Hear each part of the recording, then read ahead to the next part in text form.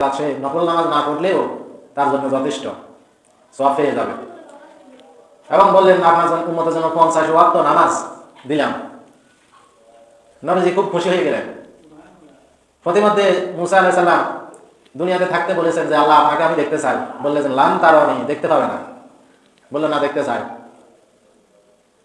বললো তোর পাহাড়ে যাও, সেখানে উপত্যকায় দাঁড়াও, আমি আসতেছি। আল্লাহ নূরের তাজাল্লিতে মুসা নবী বেহুশ হয়ে পড়ে গেলেন, 40 দিন বেহুশ অবস্থায় ছিলেন। তখন বলেছিলেন যে তুমি যদি আমাকে দেখতে চাও তাহলে শেষ জমানার পয়গম্বরকে আমি দেখা দিব, সবে মেরাজ থেকে যাওয়ার সময় তুমি তার সাথে দেখা করবে। ষষ্ঠ আসমানে মুসা নবী অপেক্ষায় আছেন, শেষ জমানার নবী মেরাজ থেকে আসার সময় দেখা করবেন। দেখা করলেন, বললেন, কথা বললেন এবং বললেন, নবীজি বললেন যে আমার আল্লাহ আমাকে 50 ওয়াক্ত নামাজ দিয়েছেন। বললেন যে ইয়া রাসূলুল্লাহ, আপনার শেষ জমানার উম্মত দুর্বল, হায়াত কম, আপনি আরো কমায় নিয়ে আসেন। আল্লাহর ইচ্ছা আর কি, আল্লাহ তো কমানোর জন্য আবার মুসা নবীরে সেখানে রাখছেন। এই না যে মুসা নবী না বললে কমাইতেন না, আল্লাহর হিকমত। মুসা নবী যখন কথা বললো, আমাদের নবী আবার আল্লাহর দরবারে গেলেন, আল্লাহ তাআলা 5 ওয়াক্ত কমাই দিলেন। দ্বিতীয়বার মুসা নবী বললে 45 ওয়াক্ত নামাজ পড়তো না, আপনি আবার যান। আবার 5 ওয়াক্ত কমাই দিলেন। বললো যে আপনার উম্মতেরা 40 ওয়াক্ত নামাজ পড়তো না, আপনি আবার যান। আবার 5 ওয়াক্ত কমাই দিলেন। আবার বললেন যে আপনার উম্মতেরা 35 ওয়াক্ত নামাজ পড়বে না, আপনি আবার যান। আবার গেলেন, 5 ওয়াক্ত কমাইলেন। এভাবে 50 ওয়াক্ত না, 9 বার গেলেন, 9 বার, 5 9 45, 9 বার যাওয়ার পরে আল্লাহ বললেন যে কমাইতে কমাইতে 5 ওয়াক্তের মধ্যে দিলেন। মুসা নবী বলল আপনার উম্মতেরা 5 ওয়াক্ত নামাজও পড়বে না। নবীজি বললেন আমার আর শরম করে, আমার কাছে শরম লাগে, আর কবা যাইতাম, আর কবা যাইতাম।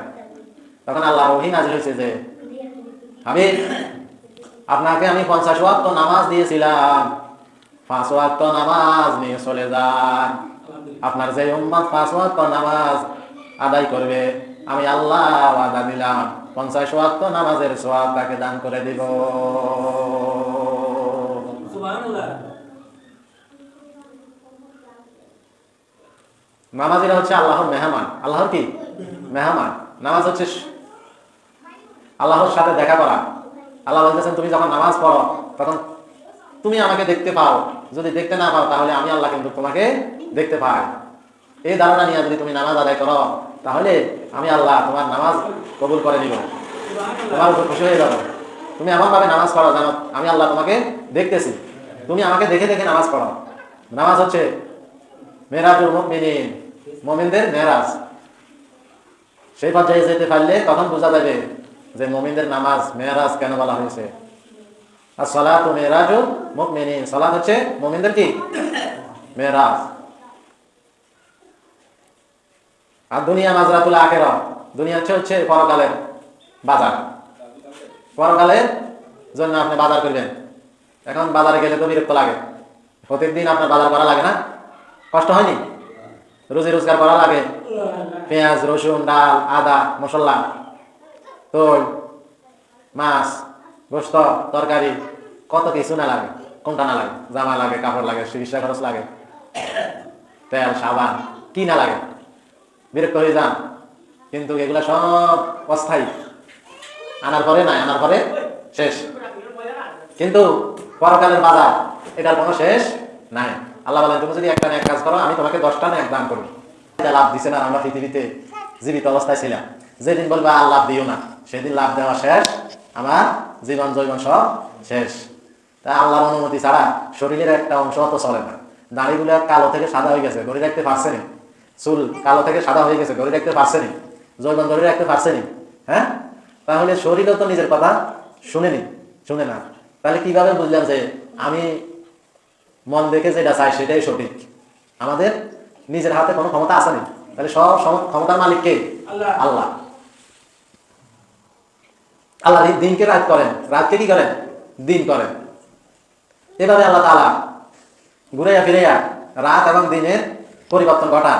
এভাবে একটা নির্দিষ্ট সময় আমাদেরকে দিয়েছেন পরীক্ষা করার জন্য যে কারা কারা নিঃশব্দে এক আল্লাহ হিসাবে আমাকে মেনে নেয়। আল্লাহ বলছেন তোমরা যদি আমাকে দুটা জিনিস দাও, আমি তোমাদের একটা জিনিস দাও, আমি তোমাদেরকে দুটা জিনিস দিব। শুনবেন নি কি কি? আল্লাহ বলেন তোমরা যদি আমাকে একটা জিনিস দাও, আমি তোমাদেরকে দুটা জিনিস দিব। কয়টা জিনিস? সেই একটা কি? সেটা হচ্ছে তোমরা রাসূলের অনুসরণ করবে। অনেকে বলে আমরা রাসূলকে ভালোবাসি, মহব্বত করি, কিন্তু আল্লাহ বলছে যে তুমি যদি একটা জিনিস আমাদের দাও, আমি তোমাদেরকে দিব দুইটা জিনিস। কয়টা জিনিস? সে একটা জিনিস কি? একটা হচ্ছে রাসূলকে অনুসরণ করবেন, তখন আল্লাহ তাআলা আপনার সমস্ত গুনাহ মাফ করে দিব, মোচন করে দিব এবং আপনাকে ভালোবাসবে। এটা কোরআনে সূরা আল ইমরানের মধ্যে কুল ইন কুনতুম তুহিব্বুনাল্লাহ ফাত্তাবিউনি ইউহিব্বুকুমুল্লাহ ওয়া ইয়াগফির লাকুম যুনুবাকুম। তিনি ক্ষমাশীল, দয়ালু। তিনি বলতেছেন যে তোমরা যদি রাসূলের অনুকরণ করো, তাহলে আমি গুনাহগুলো মাফ করে দিব আর তোমাদেরকে ভালোবাসবো। তো রাসূল সাল্লাল্লাহু আলাইহি সাল্লাম কি করছেন সেটাই না ধ্যান ধারণা করা যায়। আমাদের নবীজি আসলে দুনিয়াতে কেন আসছেন, তিনি কি করে গেছেন, আমাদেরকে কি করার জন্য বলে গেছেন, সব কিছু তো হাদিসে কোরআনে আছে। একটা একটা করে নিজের মধ্যে লালন করেন, তখন দেখবেন রাসূল সাল্লাল্লাহু আলাইহি সাল্লাম আপনার জন্য আমার জন্য সুপারিশ করবেন। হাউজে কাউসারের পানি নিয়ে দাঁড়িয়ে থাকবেন, ওই যে যেখানে নেকি আর বদ ওজন দিব সেখানে দাঁড়িয়ে থাকবেন।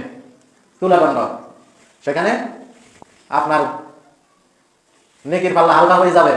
আপনার ওই রাসূলের অনুসরণের কারণে একটা আঙ্গুল বসাইয়া দিবেন, মুহূর্তের মধ্যে আপনার বদের পাল্লা হালকা হয়ে যাবে, নেকির পাল্লা ভারী হয়ে যাবে। আপনি পাস করবেন, ডান হাতে আপনাকে আমল দিয়া দিবে, পুল সিরাতুল ফোর পার করানোর জন্য সেখান দিয়ে দৌড়ান দিবেন। দুই দিক থেকে সামনে পিছন থেকে নূর আর নূর আপনি দেখতে পাইবেন, দৌড়াইয়া বিজলির মতো পার হয়ে যাবেন। পুল সিরাত পার হয়ে গেলে জান্নাত, আর পার হইতে না পারলে জাহান্নাম। যদি নিচে পড়ে যায় তাহলে সে জাহান্নামে যাবে। আর যদি সে পুল সিরাতের পোল পার হয়ে যায় তাহলে সে কোথায় যাবে? জান্নাত। আর পুল সিরাতের পোলের দুনিয়ার নাম হচ্ছে ইসলাম, শরীয়ত। এই শরীয়ত মোতাবেক যারা জিন্দেগি গঠন করবে, মেনে চলবে, মনে এবং প্রাণে বিশ্বাস করে এটাকে লালন করবে, আল্লাহ তাআলা সেদিন পুল সিরাতের পোল তাকে সাহায্যের মাধ্যমে পার করিয়ে দিবেন, তাকে সাহায্যের মাধ্যমে পোল পার করিয়ে দিবেন। আর যে দুনিয়াতে লালন পালন করবে না, সে ওই পোল থেকে কেটে নিচে পড়ে যাবে, যেখানে সাপ, বিচ্ছু, আগুন, শিকল দ্বারা বেঁধে রাখা হবে ফেরেশতা দ্বারা। তাকে এমন এমন শাস্তি তাকে দেওয়া হবে যেটা সে কখনো দেখে নাই, ভয়াবহ শাস্তি। সুতরাং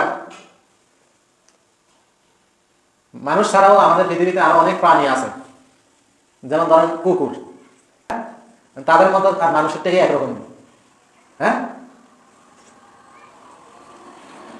মানুষের জিন্দেগি আলাদা আর কুকুরের জিন্দেগি আলাদা। কুকুরের একটা নিকৃষ্ট প্রাণী, আল্লাহ তাআলা বানানো প্রাণী, কিন্তু কুকুরও কি আল্লাহ বানাইছেন, মানুষদেরকেও কি কে বানাইছেন? আল্লাহ বানাইছেন। কিন্তু মানুষদেরকে আল্লাহ বলছেন যে তারা হচ্ছে শ্রেষ্ঠ, তারা একমাত্র আমার ইবাদত করার জন্য আমি তাদেরকে সৃষ্টি করেছি, আমার আইন মানার জন্য। কালিমাতুল্লাহি হিয়াল উলিয়া, আল্লাহর আইন থাকবে সবার উপরে। রাসূলের যুগে, সাহাবায়ে কেরামের যুগে, তাবিঈর যুগে রাষ্ট্রীয়ভাবে সারা পৃথিবীতে আল্লাহর আইন কোথায় ছিল? উপরে। আর এখন কোথায়? নিচে। এখন বিধর্মীরা পৃথিবী পরিচালনা করে, ঠিক না?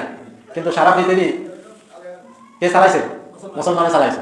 তাদের শাসন ছিল উপরে, তাদের কথাই সবকিছু, তারা যেটা বলতো সেটাই সবাই মেনে নিত, ঠিক না? তারাই পৃথিবী শাসন করছে, পৃথিবী চালাইছে। এখন কি সেই অবস্থানে আসেনি?